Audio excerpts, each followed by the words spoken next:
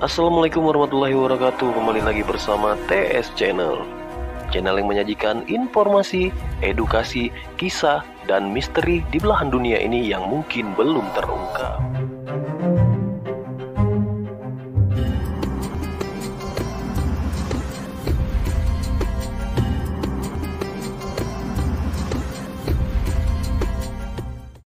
Wali Ghaus itu adalah poros wali di alam semesta. Caranya gampang, temui poros dirimu, engkau akan menemui poros alam semesta. Allah memandang ke dalam diri. Allah juga memandang hanya kepada Al-Ghaus. Al-Ghaus di zaman Rasulullah beliau. Al-Ghaus itu artinya pemimpin kekasih-kekasih Allah.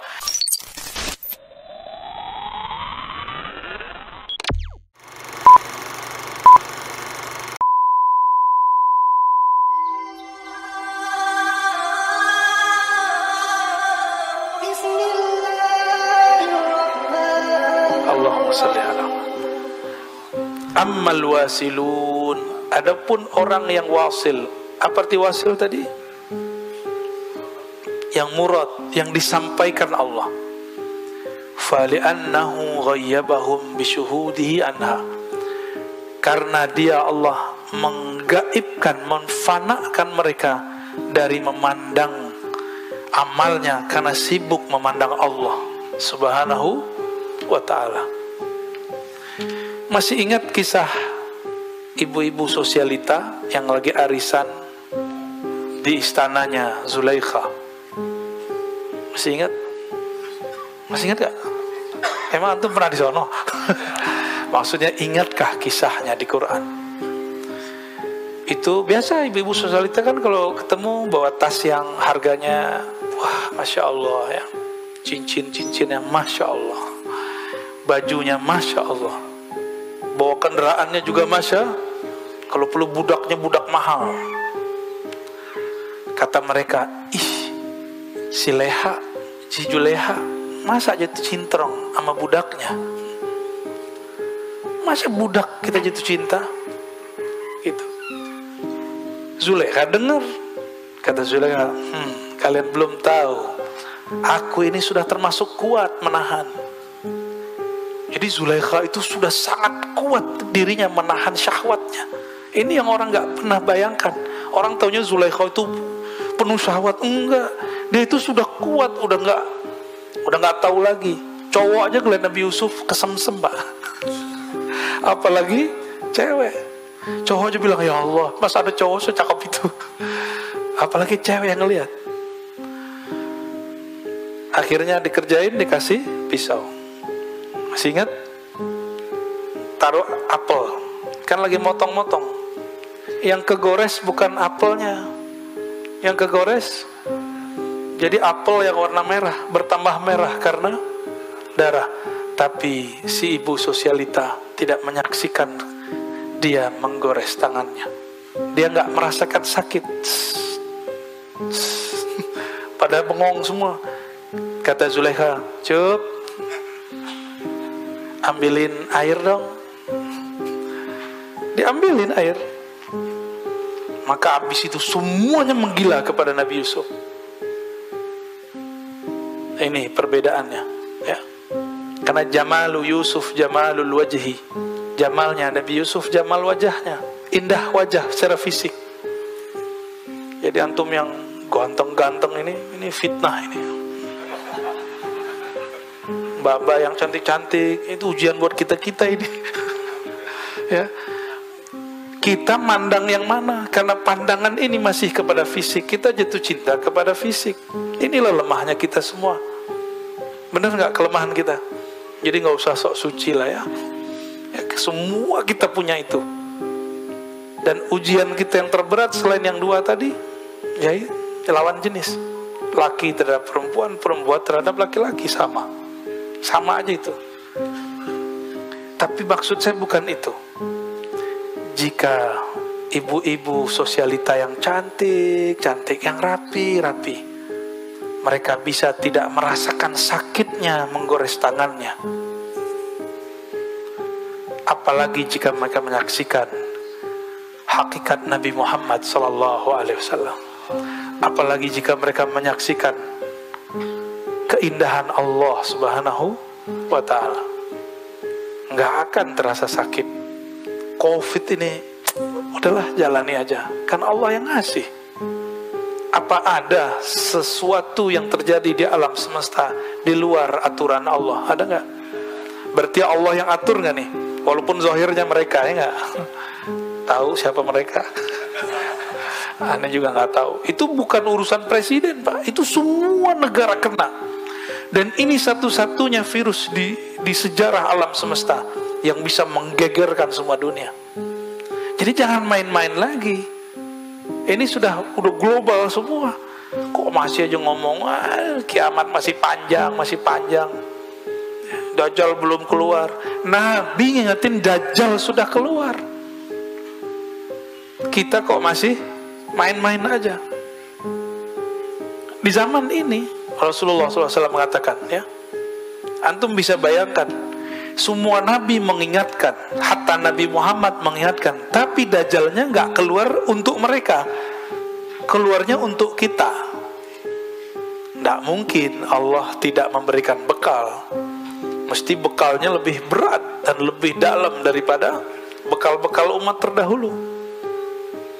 Maka Rasulullah SAW memberikan bekal syariat kepada sahabat supaya diturunkan kepada umat. Syariat ini di dalamnya ada tauhid, di dalamnya ada fikih, supaya ini menjadi wadah penguat energi kita, namanya ihsan, ma'rifatullah subhanahu wa ta'ala. Supaya nanti antum gak seperti Hawariyun, ya, yang menjadi kesepian. Karena teman-teman Hawariyun semuanya menuhankan Isa. Jadi mereka gak kuat tauhidnya, yang dilihat Nabi Isa. Maka mereka menyembah Nabi Isa. Diangkatlah Nabi Isa jadi Tuhan. Setelah 300 tahun dia wafat, tahun 324. Ya, itu terjadi. Jadi mereka menyembah Allah, tapi yang tampak pada perbuatan Nabi Isa. Itu kalau bahasa lembutnya, Pak. Kalau bahasa kasarnya lain lagi. Ya, tapi kita kan tetanggaan, Pak, ya. Tetanggaan mas sebelah parkiran kan, jadi kita nggak boleh ngomong kasar-kasar amat. Udah cukup lah ya, udah jam 6. Gimana? Ada pertanyaan? Cukup? Ada pertanyaan? Assalamualaikum warahmatullahi wabarakatuh. Sebelumnya mohon maaf Buya, izin saya bertanya dan komentarnya mengenai kasab dan basiroh tadi. Pada satu ketika saya diperlihatkan diri saya sendiri, Buya, diperlihatkan seolah saya keluar gitu, nggak tahulah, nanti Buya bisa terjemahin. Lalu saya diperlihatkan pikiran saya, diperlihatkan kolbu saya yang semrawut banget gitu, nggak karuan. Nah, tapi itu jangka waktunya nggak begitu lama. Lalu saya tersadar, dan saat itu saya ya sulit untuk menerjemahkan. Tapi yang jelas ya kekotoran diri saya sih yang saya tangkap, kotoran pikiran saya dan kolbu saya. Demikian. Assalamualaikum warahmatullahi wabarakatuh. Assalamualaikum warahmatullahi wabarakatuh. Itu turunan dari ayat wa fi anfusikum afala tubsirun, surat Zariyat. Di dalam dirimu apakah engkau tidak memandang? Maka Allah kasihlah pandangan, visualisasi. Dan tidak semua orang kayak Bapak ini. Jadi ada orang yang imajinasi gambar. Ada yang cuma warna, ada yang cuma rasa, ada yang cuma suara. Kebetulan Bapak dapat visual gambar. Dalam hal ini, jadi kasyaf itu ada yang melihat, matanya pejam tapi dia melihat. Ada yang mendengar suara, itu Nabi Musa. Ada yang cuma merasa. Ada yang lengkap, melihat, merasa, mendengar. Itulah Nabi Muhammad Sallallahu Alaihi Wasallam. Sayyidina Umar mendengar, Jadi sebenarnya dulu ada calon selain Umar, tapi dia murtad. Jadi dia juga mendengar apa yang Dagi dengar. Apa kata dia? Kalau gitu doang mah gampang jadi nabi. Jadi orang-orang yang kemampuan kasyafnya tinggi belum tentu selamat. Nih hati-hati. Orang yang bisa berselancar di alam gaib belum tentu dia selamat. Siapa tahu dia jumawa, dia ngerasa dirinya lebih sakti. Itu kan tipuan-tipuan aja. Kita punya guru kita bilang, doain saya nak, budain pakai air. Antum ketipu di situ, terus ngerasa sakti. Antum nanti punya guru bilang, oh kalau rukyah sama dia aja, jangan sama saya, dia lebih keren. Guru ngomong begitu, itu ujian. Antum nanti merasa lebih sakti nggak dari guru? Oh kalau nanya begitu-gitu nama dia aja nih, baca kitabnya bagus, dia lebih banyak baca kitab daripada saya. Itu kan ngetes aja. Ngerasa jumawa nggak? Ngerasa pinter nggak di hadapan guru? Tinggal cek aja sebulan 2 bulan masih semajelis nggak sama gurunya. Ya, ngeceknya gitu Pak. Dan itu perintah. Jadi guru kalau ngomong gitu diperintah, ilham di kolbunya. Ini murid harus dicek. Linabluwakum ayyukum ahsanu amala. Dia benar nggak dia berguru kepadamu? Dia murid yang sungguh-sungguh atau murid palsu? Itu saya mengalami itu Pak ya. Saya mengalami itu dan disuruh begitu, digituin juga sama. Sampai mati nanti kita digituin. Ya. Gara ente nih, ente yang bikin kita rame. Kita dipuji-puji karena kamu majelis kita rame. Oh itu kan gawat itu. Kalau saya merasa iya karena gua nih rame, terbersit saja sedikit iya karena saya, lewat, gak lolos sudah. Ya nanti jumawa ya, merasa diri sesuatu. Itulah yang membahayakan diri, yang disebut i'jabul mar'i binafsih. Salasu muhlikat, kata Nabi SAW. Ada 3 yang menghancurkan manusia. Dan yang paling bahaya, i'jabul mar'i binafsih, kagumnya seorang kepada dirinya. Hati-hati ya. Kata pengurus masjid, misalnya bukan di sini, karena gue yang ngurus nih, ya rame. Karena gue yang ngurus nih, beres semua. Ada perasaan itu muncul, padahal udah mantan. Kalau bukan karena saya nih, masjid gak jadi. Nah, udah lewat santum tuh. Ya, seharusnya udah ditulis namanya di surga. Hilang namanya. Hilang namanya. Jadi surga itu seringan lidah berkata. Wallahu a'lam bis-shawab. Ya, lanjut.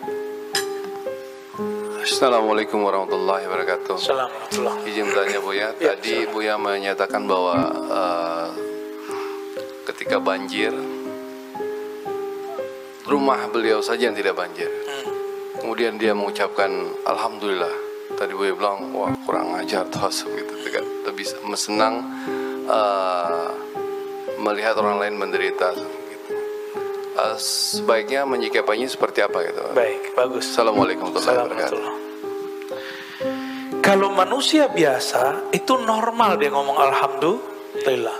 Ini yang ngomongkan mursyid, namanya Imam Sari Sekti. Seorang yang terkenal jadi wali dan gurunya para wali.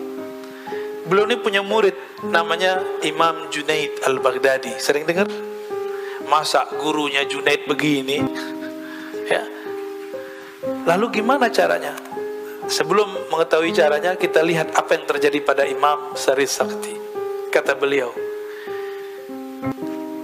Inni astaghfirullah tabaraka wa ta'ala 30 sanah min qawli alhamdulillah.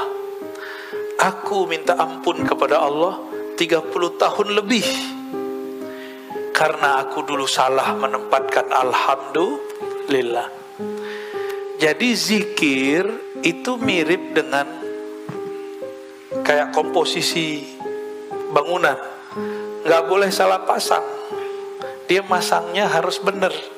Alhamdulillah itu di saat apa? Di saat kita bersyukur senang hati bersama. Masa ada pewaris Rasulullah dia bahagia di saat umat tidak bahagia? Jadi yang harusnya dilakukan, dia mengatakan inna lillahi wa inna ilaihi rajiun. Lalu dia datang ke tokonya, dibagi-bagikan semua yang bisa dibagikan. Itu seharusnya. Maka Imam Syarri kalau ingat, dia malu, ya Allah, malu. Ini yang disebut dalam ungkapan ulama-ulama ahlu ma'rifat. Apa kata mereka? Antum pasti pernah dengar kalimat ini. Amal soleh awam, dosa para wali. Bahasa Arabnya, hasanatul abrar, sayyiatul muqarrabin. Itu amal soleh menurut orang awam, tapi dosa menurut para wali. Ya, benar gak tuh? Kayaknya soleh, benar gak baca alhamdulillah? Hati-hati, lafaz alhamdulillah dulu. Kalau kemarin-kemarin Allahu Akbar, kayaknya soleh bener tuh kalimat, ya. Tapi digunakan tuh bentak ustadz. Ya, ada ustadz di sini, bukan saya. Dia nggak sepakat tuh. Ditakbirin pak, sampai ke dia mau keluar parkiran, dikerubungin. Karena beda pilihan. Dulu begitu, pakai takbir bentak orang. Jamaah neriakin ustadz pakai takbir, ya kalah sinyalnya, lebih kenceng ustadznya. Cuma ada ustadz, sebagian ustadz takut sama jamaahnya. Ustadz cemen itu. Berhenti ente jadi ustadz. Guru itu memberi pengaruh kepada murid, bukan dipengaruhi murid. Guru itu yang memberi suluh, pelita bagi umat, bukan yang digelapkan oleh jamaahnya. Ya. Jadi ustadz itu dua jenis. Ustadz asal jamaah senang, ustadz asal Allah ridho.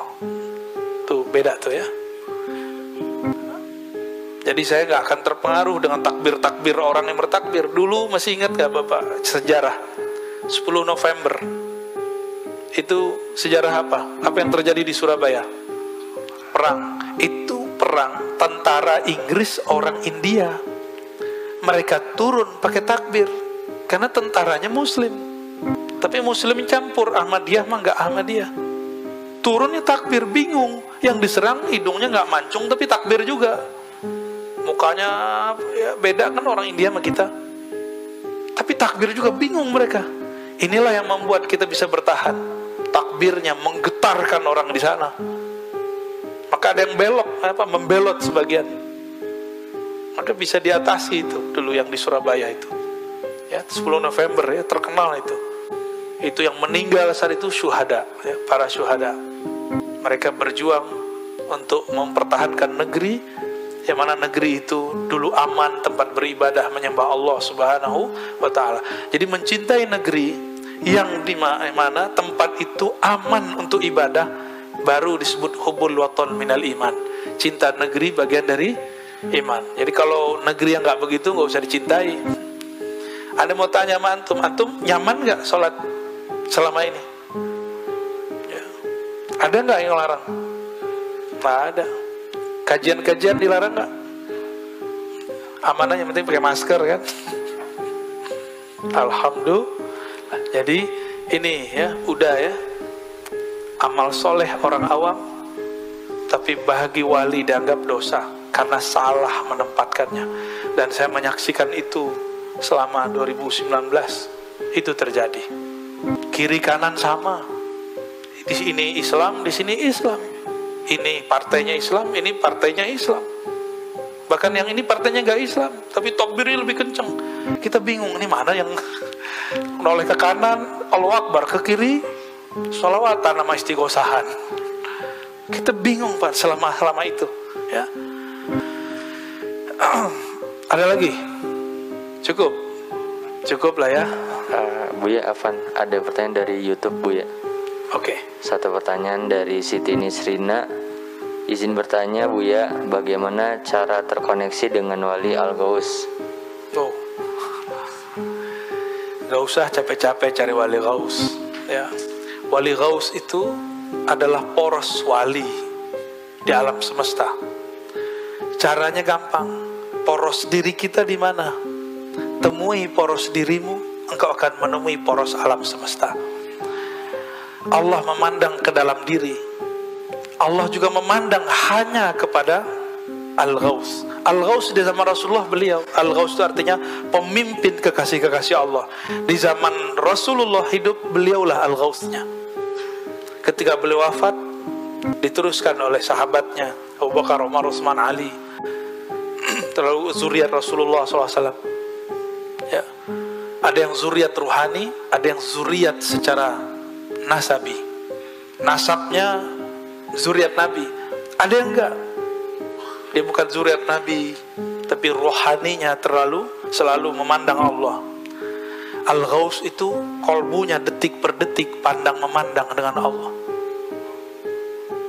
Dan itu bukan saya. Ya. Kalau saya Al-Gosong. Bukan saya. Jadi Al-Ghaus, wali Allah yang Allah turunkan rahmat di kolbunya, itu artinya Ghaus. Karena Allah selalu mandang kolbunya. Selama orang ini hidup di dunia, dunia masih ada. Jadi kapan dunia kiamat kalau sudah tidak ada kekasihnya yang dia pandang memandang dengan Allah Subhanahu wa ta'ala. Inilah makna wa ma khalaqtul jinna wal insa illa liya'budun. Alam semesta, jin, manusia, langit, bumi itu cuma diciptakan untuk menyembahnya, memandangnya. Ihsan, engkau beribadah seakan memandangnya. Jika orang ini sudah nggak ada, tunggu waktu hancur. Jadi nggak usah khawatir, ya. Temuilah, lihatlah, pandanglah poros dirimu, maka engkau akan menemui poros alam semesta. Insya, semoga Allah memberkahi kita semua.